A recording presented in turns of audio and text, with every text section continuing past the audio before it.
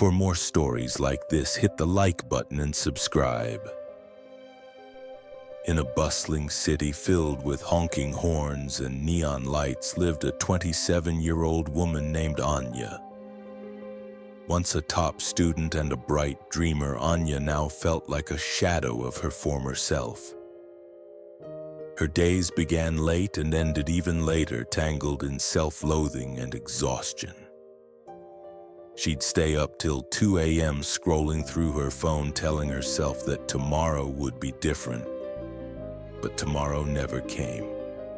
Every new day brought the same cycle of regret, waking up late, scrambling to catch up on work, making excuses to disappointed clients. Her inbox was full of apology emails, and her bank account reflected her growing instability. Friends stopped reaching out. Her phone only lit up with notifications from unpaid bills and reminders of missed deadlines. She lived in a silent world filled with noise, the kind that echoed inside her mind. Aanya tried everything to fix her life. She bought fancy planners, downloaded habit-tracking apps, watched hours of motivational videos, and even stuck post-it notes with positive affirmations on her mirror. But nothing lasted. Her willpower evaporated each morning. She hated mornings. To her, they were battles she never won. One night, after losing a major client due to yet another missed deadline, she sat alone in her car under a flickering streetlight. Tears ran silently down her cheeks as she whispered, "What's wrong with me? Why can't I change?" It was in that moment of emotional collapse that she made a decision. She needed to disappear, at least for a while. Not to run from life, but to escape the noise.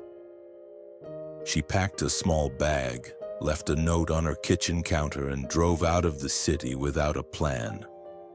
Only a desire for peace. 2 days later, winding through the quiet hills of Himachal, Aanya found herself surrounded by towering pines and crisp mountain air.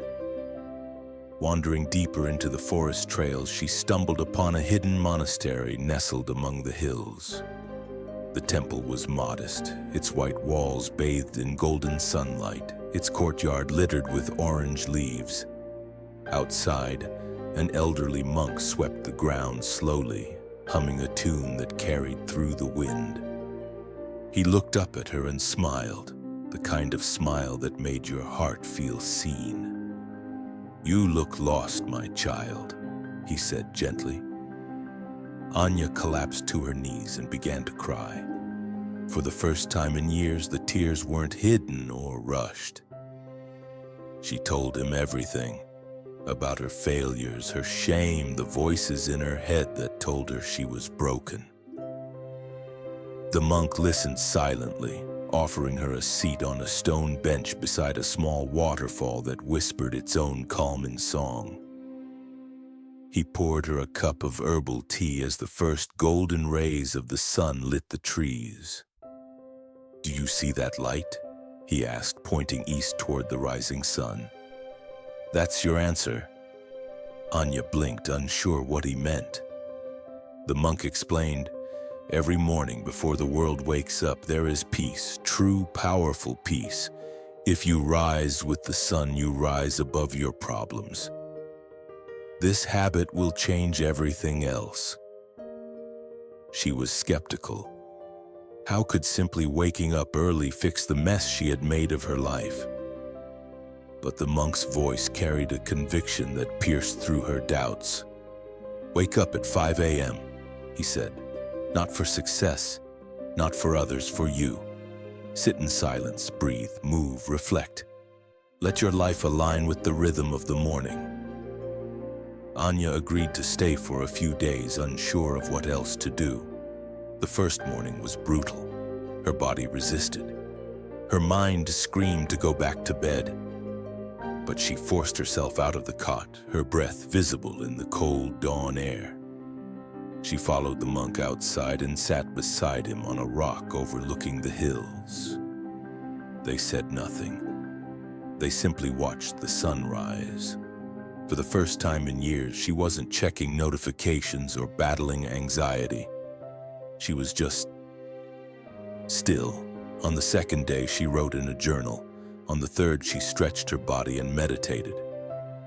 On the fourth, she read from a small book the monk gave her about inner clarity. Something inside her began to shift. The panic lessened. Her thoughts felt less heavy. The world no longer felt like an enemy. After a week, the monk told her, "You're ready to return. The world hasn't changed, but now you have." Aanya thanked him deeply and promised herself she would keep the habit. When she returned home, she brought the silence of the mountains with her. She began each day at 5 a.m. She journaled, meditated, drank warm water, and walked in the nearby park before the city awoke. She read spiritual books instead of scrolling on social media.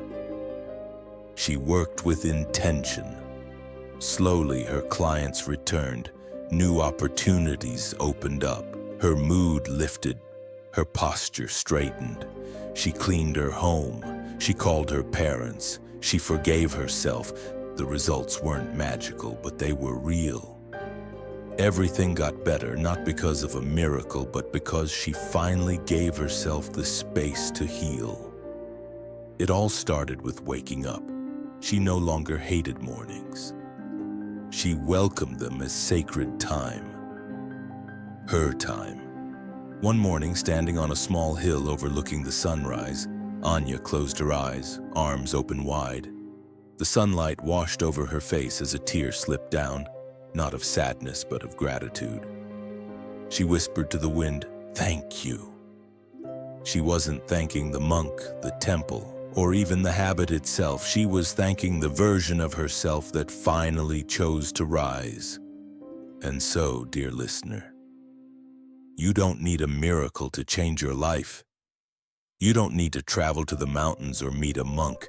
You simply need to wake up earlier than you have before and meet yourself in the quiet.